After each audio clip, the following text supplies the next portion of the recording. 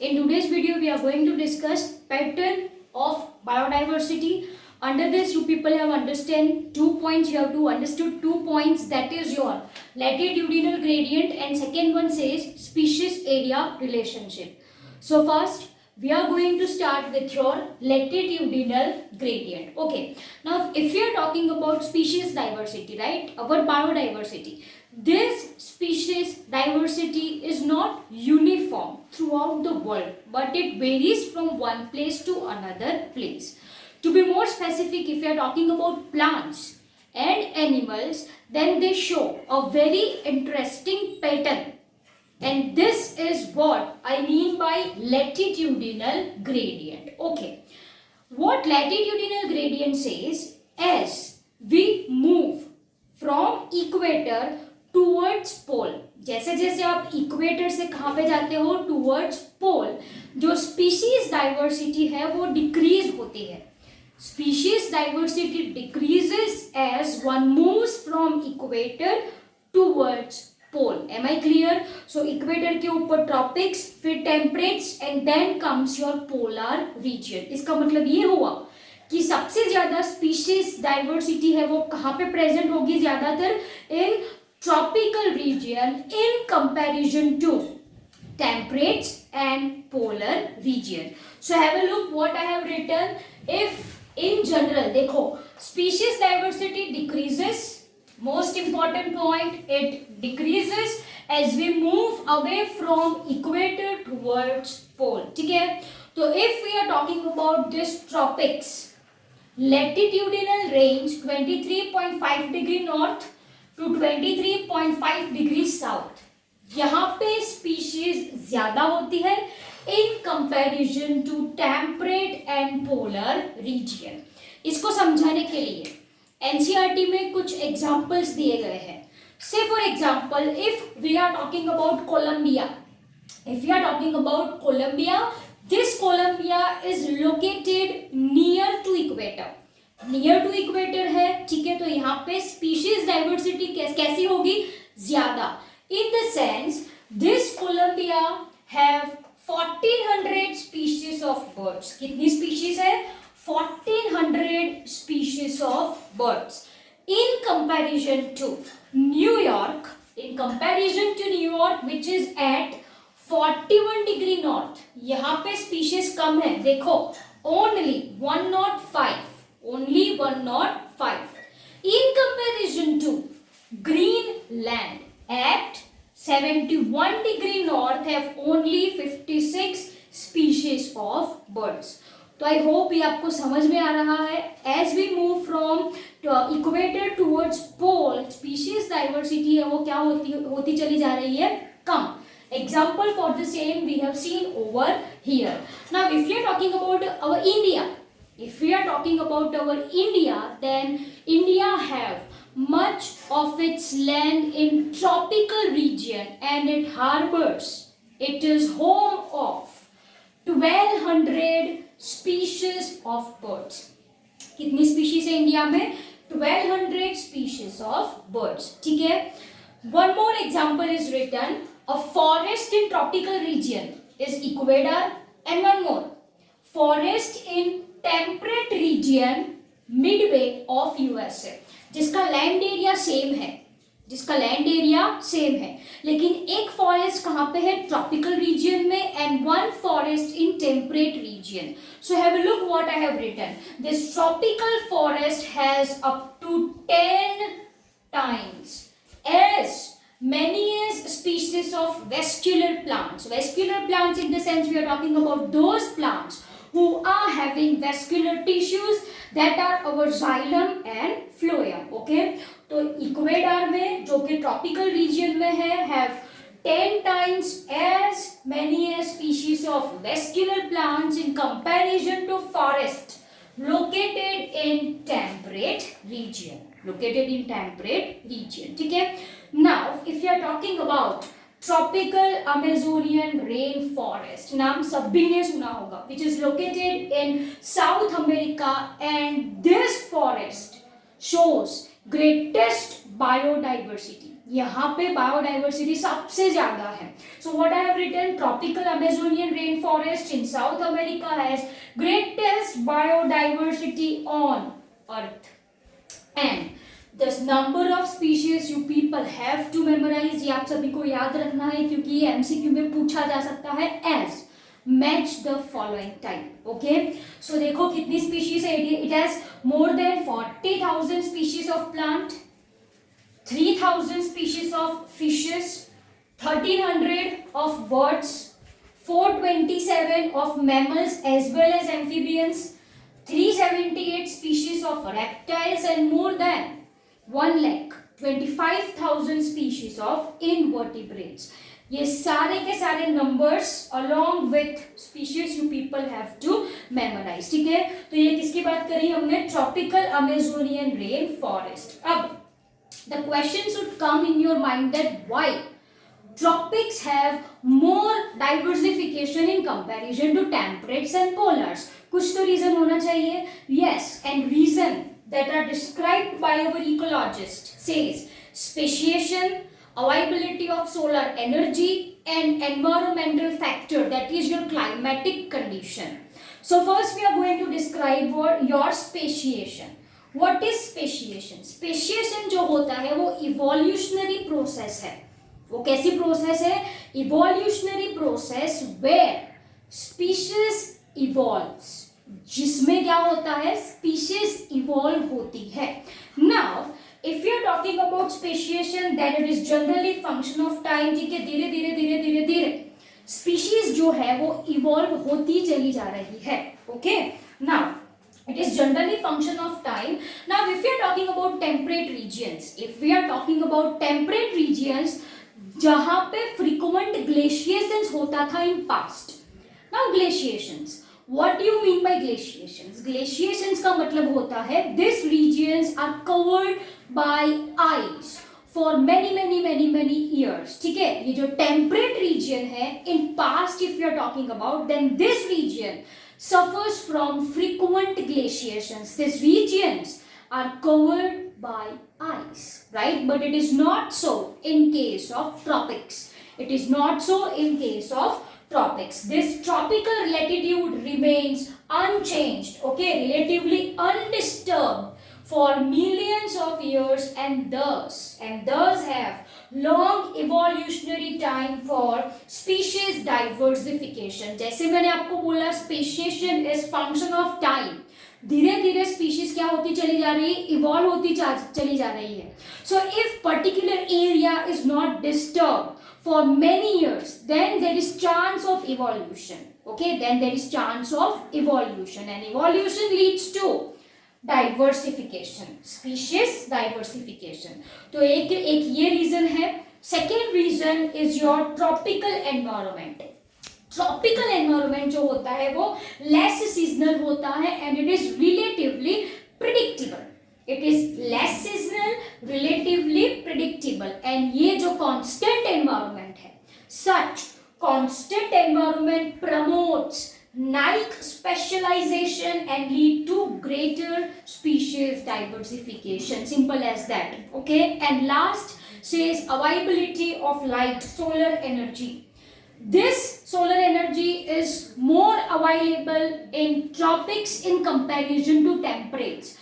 ज्यादा solar energy है मतलब वहां की प्रोडक्टिविटी भी कैसी होगी? ज्यादा. More solar energy, more photosynthesis, more productivity, and this might be a reason कि tropical region में जो species diversity है is more in comparison to that of temperate regions. Okay, so this is your first pattern of biodiversity and this is your latitudinal gradient. Let us now discuss the second pattern of biodiversity, that is your species area relationship. For this, contribution goes to German naturalist and geographer, that is Alexander von Humboldt. Okay, ये कौन थे? German naturalist and a geographer. आपको ये नाम याद रखना है, very much important. Alexander von Humboldt. इन्होंने क्या ऑब्जर्व किया? As the area of research increases, the number of species also increases. जैसे जैसे आप एरिया ऑफ रिसर्च इंक्रीज करते जा रहे हो वैसे वैसे the number of species also increases. लेकिन this occurs up to certain limit. After this limit, the number of species do not increase or it may remains constant. So what I have written, the relationship, okay, once again over here, observe that in region species richness increased with increasing explored area but up to a certain limit. ठीक है, this is observation of our Alexander von Humboldt. Now what I have written, if we are going to plot a graph of species richness versus area, if you are going to plot a graph of species richness versus area, then this turns out to be rectangular hyperbola.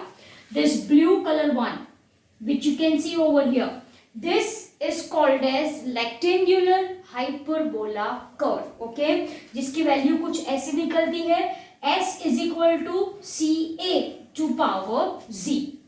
इसका मतलब क्या हो रहा है, देखो, say for example this is your area, minimum area over here, तो यहाँ पे species richness कुछ इतनी होगी. as you are increasing the area of research, मतलब यहाँ से आप इतनी इंक्रीज करिए आपने research area, at that time the number of species also increasing. Say for example over here, furthermore if you are going to increase your area, at that point species richness कुछ यहाँ पे होगी. So what our Alexander von Humboldt told, as the area increases, species richness also increases but up to certain limit. Say for example, यहाँ तक आपने research area लिया, तो at that time the species richness कुछ यहाँ पे होगी.